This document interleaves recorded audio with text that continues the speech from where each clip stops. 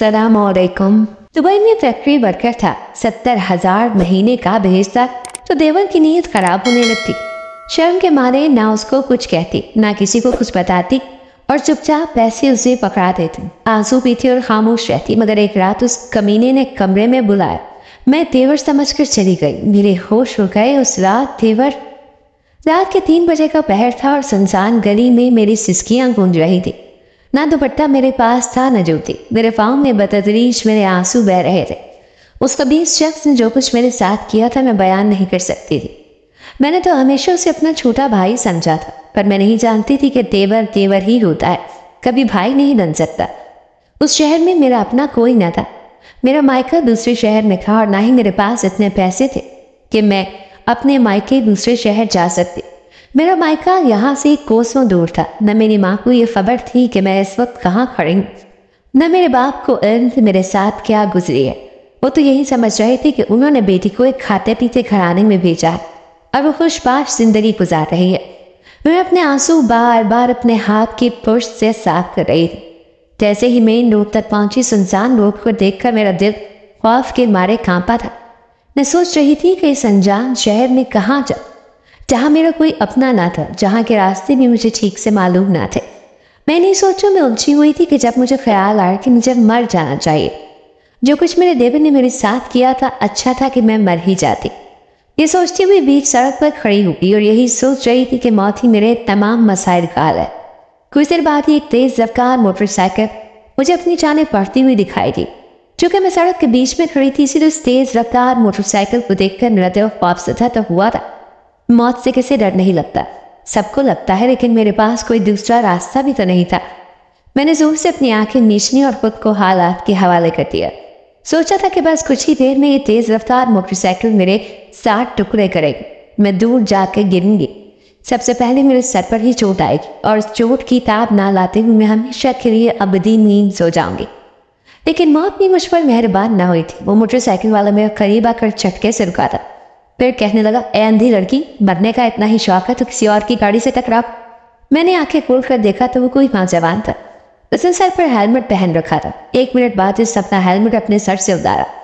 मुझे सर से पैर तक बड़ा गौर से देखा और फिर कहने लगा, ए लड़की, इधर आओ मेरे पास। मैं सब रो रही थी, मेरे आंसू बह रहे थे। उसकी ये बात सुनकर मैं कुछ घबरा सी गई। फिर सोचा कि शायद कोई खुदा तर्स इंसान है, शायद मेरी मदद कर दे, लेकिन मैं फिर भी वहीं खड़ी रही। एक नजर दोबारा उसने मुझे बड़ी तेज नजरों से देखा और फिर उंगली के इशारे से मुझे आगे होने का इशारा किया। मैं थोड़ा सा आगे तो सरगोशी में मुझे कहने लगा, 1 रात के कितने लोग ही। ये सुनकर तो मेरा ऊपर का सांस ऊपर ही रह गया। ये मैं क्या सुन रही थी। मैं फौरन से कई कदम पीछे हटी। वो मुझे कहने लगा, जा कहाँ रही हो, बात तो सुनो। देखो, अगर तुम 5,000 में मान जाओ तो 2,500 तुम्हें कैश पकड़ा दूंगा, अभी के अभी। मैं फौरन से तेज आगे बढ़ने लगी। वो अपनी बाइक हल्की चलाकर मेरे पीछे आ गया। मेरा दिल इस वक्त बहुत जोरों से धड़क रहा था। मैं ना तो बद किरदार थी और ना ही बुरी औरत, लेकिन जिस हुलिये में मेरे देवर ने मुझे बाहर निकाला था, मुझे देखने वाला हर शख्स बिना दुपट्टे बिना जूते के देखकर यही समझ सकता था। वो मुझसे कहने लगा कि अच्छा ऐसा करो कि 1,000 और बढ़ा लो। मेरा जी चाहा कि जमीन फटे और मैं उसमें दफन हो जाऊं। मैं एक शरीफ बाप की बेटी थी। ये नहीं सोचा था कि मुझ पर यह वक्त भी आएगा कि बिना दुपट्टे और जूते मुझे धक्के देकर घर से निकाल दिया जाएगा और मैं लोगों की ऐसी नजरें और बातें सुनूंगी। मेरे आंसू बह रहे थे। मैंने कहा, मैं ऐसी औरत नहीं, मैं एक शरीफ घराने की लड़की हूँ। मेरी बात सुनकर वो फिर से मुझे सर से पैर तक देखने लगा और फिर कहका लगाकर हंसा। कहने लगा, शरीफ घराने की औरत है, इस वक्त सुनसान सड़कों पर बिना दुपट्टे के यूं खड़ी नहीं होती। तुमने तो खुद मुझे रोका है, बीच सड़क में खड़ी होकर आने वाले मुसाफिरों को रुकने पर मजबूर नहीं करती। जाहिर सी बात है, तुमने मुझे खुद रोका है तो इसीलिए रोका है। ऐसे मतलब तो मैं भी समझता हूँ। वो इस्तेज़ाई अंदाज से मुस्कुराया। मैंने कहा, आप मुझे गलत समझ रहे हैं, मैं तो खुदकुशी के इरादे से आई थी। मेरी बात सुनकर कुछ देर उसने मुझे देखा और फिर उसने मुझसे ऐसी बात कही कि मैं उसकी बाइक पर उसके पीछे बैठ गई। मैं नहीं जानती थी कि अब मैंने जो फैसला किया है वो ठीक है कि गलत। ये भी नहीं जानती थी कि वो मुझे कहाँ लेकर जा रहा है। आधे घंटे मोटरसाइकिल की तेज रफ्तार की मुसाफत तय करने के बाद उसने अपनी मोटरसाइकिल एक घर के सामने खड़ी की थी, जो कि छोटा सा घर था। मोहल्ला भी मुनासिब सा था। मैं उस शख्स के साथ आ तो गई थी, लेकिन बहुत घबरा रही थी। लेकिन इस वक्त मैं एक मजबूर औरत थी। उसने अपने घर का ताला खोला, मुझे अंदर आने के लिए कहा। मेरा दिल बहुत बुरी तरह से घबरा रहा था। घर का ताला खोलने का मकसद ये था कि उसके घर में इस वक्त कोई भी ना था। ये शायद वो मुझे अपने घर नहीं लाया था, किसी ऐसी जगह लाया था जहां वो मेरे साथ। मैं डरते डरते उसके साथ उसके घर में दाखिल हुई थी। सामने लाउंज में खूब अंधेरा था। उसने बस एक ही बल्ब जलाया और सामने रखे सोफे पर मुझे बैठने का इशारा किया। उसके घर में बस एक ही कमरा था और सामने छोटा सा किचन बना हुआ था जो टीवी लैंप के साथ ही मंसलिक था। वो सीधा किचन में गया, फ्रिज खोला और बाउल में कुछ निकालने लगा। मुझसे कहने लगा, खाना खाओगी? भूख तो मुझे लगी थी क्योंकि घर से मैं भूखी ही आई थी। कुछ देखते हुए मैंने इस बात में सर हिला दिया। कुछ देर बाद में उसने सोफे के सामने रखी टेबल पर ही पुलाव और 2 प्लेटें रखी, पानी की बोतल ग्लास में रखी। मुझे कहने लगा, शेर होकर खाना खाओ, फिर बात करते हैं। वैसे भी पूरी रात है हमारे पास। ये बात सुनकर मेरा दिन थक से रह गया था। मैंने बमुश्किल थोड़ा सा ही खाना खाया था। जो बात उसने मुझसे कही थी वो सुनकर मेरा हालत यूं तो था जैसे बंद हो चुका है। हालांकि मुझे बहुत भूख लगी थी, लेकिन फिर भी मैं खाना नहीं खा पाई थी। जैसे मैं खाना खा के फारिग हुई तो कहने लगा, तुम हो बड़ी खूबसूरत। ये सुनकर मैंने नजरें झुका ली। कहने लगा, चले सामने कमरे में। ये बात सुनकर मेरे रहस्य आसान भी खत्म हो गए थे।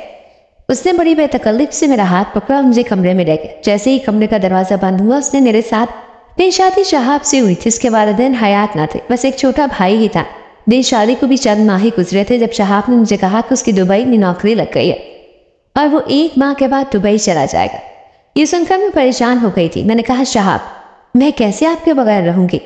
घर में ना कोई नंद है ना ही कोई खातून। तो वो कहने लगा, मेरा भाई है तो तुम्हें फिक्र करने की कोई ज़रूरत नहीं है। मैंने कहा, शहाब, मैं कैसे उसके साथ अकेली रह सकती हूँ? वो कहने लगा, इसमें क्या हर्ज है? वो तुम्हारे छोटे भाइयों जैसा है। क्या तुम अपने भाई के साथ अकेली नहीं रह सकती? शहाब की बात सुनकर मैं खामोश हो गई। वाकई मेरे देवर फिरोज का रवैया मेरे साथ भाइयों जैसा ही था। मेरी बहुत इज्जत करता था। बज़ाहिर उसमें कोई ऐब ना था सिवाय उसके कि वो घर ही बैठा रहता, मोबाइल और लैपटॉप पर ही लगा रहता था। मुझसे कहता कि मैं ऑनलाइन काम करता हूँ। वो घर का अच्छा खासा खर्चा मुझे देता था, मुझे फिर का सौदा भी ला देता था।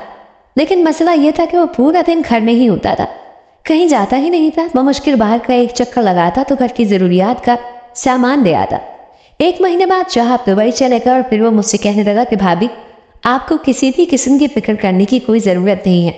मैं हूं ना, मेरे होते हुए आपने घबराना नहीं है। मैं शहाब के जाने से बहुत उदास हो गई थी, लेकिन फिर घर के कामों में दिल लगा लिया। शहाब ने जब पहली तनख्वाह भेजी तो फिर उसने सारे पैसे ला के मेरे हाथ में रख दिए। अच्छी खासी रकम थी, इसीलिए मैंने सोचा कि क्यों ना मैं घर पर ही कोई मुलाजमा रखूं। इस तरह मेरा भी दिल लगा रहेगा और मेरे साथ मदद भी करवा देगी। लेकिन जैसे ही मैंने घर में मुलाजमा रखी फिर उसका तो रवैया ही बदल गया। मुलाजमा को देखकर कहने लगा, आपने क्यों किसी को काम के लिए रखा? घर में इतना काम होता है क्या आप एक मुलाजमा को रखें? वो नहायत गुस्से में मुझसे बात कर रहा था और मुझे उसके गुस्से की समझ नहीं आ रही थी। मैंने कहा, तुम्हें क्या मसला है? ये तो घर की औरत का काम है। मैं वैसे भी पूरा दिन कामों में उलझी रहती हूँ। अब अगर शहाब ने मुझे पैसे भेजे हैं और मैं एक मुलाजमा अफोर्ड कर सकती हूँ तो क्यों ना रखूँ?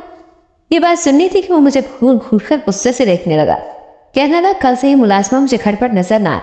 मैंने भी गुस्से से कहा कि तुम्हें इस मुलाजमा ने क्या कहा है? वो कहने लगा, भाभी, जो मैं कह रहा हूँ बस उस बात पर ध्यान दो। इसको फटाफट से नौकरी से निकालो। मुझे इस घर में कोई नहीं चाहिए, ना कोई मर्द ना औरत। उसकी बात सुनकर मुझे हैरत हुई थी। ये कहकर वो अपने कमरे में चला गया और मैं परेशान हो गई। मैंने झट से फोन शहाब को कर दिया और सारी बात बता दी। वो भी कहने लगे कि उसे इस बात से क्या मसला है, अगर तुमने अपनी सहूलत के लिए मुलाजमा रखी है तो कोई बात नहीं। मैंने कहा, आप जरा फिरोज से खुद कहें, मुझसे अब इतने काम नहीं होते। पर जब आप परदेश में जाकर कमा रहे हैं तो उससे क्या मसला है? मैं कौन सा उससे पैसे मांग रही थी? मैं नहीं जानती थी कि शहाब ने फिरोज से क्या बात की और क्या नहीं, लेकिन उसके बाद मुझे जब भी देखता कहर भरी नजरों से देखता और मुलाजमा से भी गुस्से से बात करता। एक बार फिर उस घर पर नहीं था, बाहर से सामान लेने गया था कि मैंने मुलाजमा से कहा कि उसका भी कमरा साफ कर दो। वो सिगरेट पीने का आदी था और कमरे को हर वक्त बंद रखता था।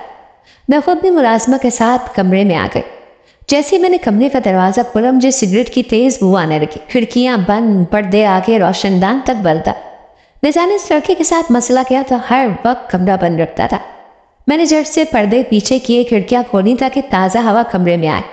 मुलाजमा भी कमरे की सफाई कर ही रही थी जब फिरोज घर में दाखिल हुआ। जब उसने मुझे मुलाजमा को अपने कमरे में देखा तो आग बबूला हो गया। कहने लगा, आप तुम की हिम्मत कैसे हुई मेरे कमरे में दाखिल होने की? मैंने कहा, तुम्हें क्या हो गया है? मैं कमरे की सफाई करवा रही हूँ। तो वो मुझ पर चिल्लाने लगा। कहने लगा कि मेरे कमरे में आने की तुम्हें कोई ज़रूरत नहीं है। अगर मैंने दोबारा तुम दोनों को अपने कमरे में देखा तो लिहाज नहीं करूंगा। चलो निकलो मेरे कमरे से। मुझे उससे इस कदर बदतमीजी की हरगिज़ भी उम्मीद नहीं थी। मैं कमरे से बाहर आ गई। इसके बाद तो जैसे उसने तमाशा ही पकड़ लिया था। अब वो मुलाजमों को देखते इस पर चिल्लाने लगता। कभी चाय का कप चाय पीने के लिए देता तो पटक कर जमीन पर फेंक देता, तोड़ देता, कहता कि सही से धुला हुआ नहीं था, इससे साबुन की बू आ रही है। मैं तो उसकी हरकतों से परेशान हो गई थी। मेरे कई जहेज के बर्तन अब तक वो तोड़ चुका था। अब तो मुझे उस पर गुस्सा आने लगा था। एक बार तो मेरा सब्र भी जवाब दे गया। मैंने कहा फिरोज बहुत हो गया, तुम हर वक्त घर में चिक चिक करते रहते हो। देखते रहे कि अपने लिए किसी नौकरी का इंतजाम करो, सुबह जाया करो और शाम को वापस आया करो। जब से शाह पैसे भेजने लगे हैं तुमने तो खर्चा देना भी छोड़ दिया है। मैंने ये बात यूं ही की थी क्योंकि मर्दों का घर पर रहना मुझे पसंद नहीं था, लेकिन मेरा ये कहना था कि वो भड़क उठा। कहने लगा हाँ मैं घर से चला जाऊं ताकि तुम पीछे से अपने किसी आशिक को घर पर बुला लो। ये सुनकर तो मेरे होश ही उड़ गए। मैंने कहा तुम होश में तो हो, तुम मुझसे क्या बात कर रहे हो? कहने लगा मुझे औरत जात पर बिल्कुल भी यकीन नहीं है, मैं घर से कहीं नहीं जाऊंगा, समझी। उसकी ये बात सुनकर मैंने एक जोरदार थप्पड़ उसके मुंह पर दे मारा, लेकिन मैं नहीं जानती थी कि मेरा यह कदम मेरे लिए बहुत बड़ी अजियत बन जाएगा। उसने रात के उस पहर मुझे धक्के देकर घर से निकाल दिया। मेरा दुपट्टा भी उससे छीन कर जमीन पर फेंक दिया, जूते तक नहीं पहनने दी। कहने लगा निकलो बाहर यहाँ से, तुम होती कौन हो मुझ पर हाथ उठाने वाली। वो गुस्से से इस कदर पागल हो गया था कि अगर मैं उसे मजीद और कुछ कहती, घर से ना निकलती तो जाने वो मुझे कत्ल ही कर देता। मजबूरन मुझे घर से बाहर निकलना पड़ा था, और वो भी बिना दुपट्टे और बिना जूते के। मेरे पास तो पैसे तक नहीं थे। मैं परेशान थी कि क्या करूं। मायका मेरा दूसरे शहर में था, फिर ये मोटरसाइकिल वाला मुझसे टकरा गया। उसने मुझसे कहा कि वो मेरी मदद करेगा और मुझे कुछ नहीं कहेगा, और इस बात की उसने कसम भी खाई थी। इसीलिए मैं उसके साथ बाइक पर बैठ गई थी, क्योंकि मुझे एक रात के लिए तहफ़्फ़ुज़ चाहिए था। लेकिन घर लाने के बाद जब मुझे कमरे में लेकर गया और उससे कमरे का दरवाज़ा बंद किया तो मेरा दिल धड़कना भूल गया। फिर मुझसे मेरे बारे में पूछने लगा। कहने लगा तुम्हें मुझसे खौफ खाने की कोई ज़रूरत नहीं है। असल में मैं एक पुलिस इंस्पेक्टर हूँ, तुम्हारी मदद कर सकता हूँ अगर तुम मुझे सारी बात सच सच बताओ तो।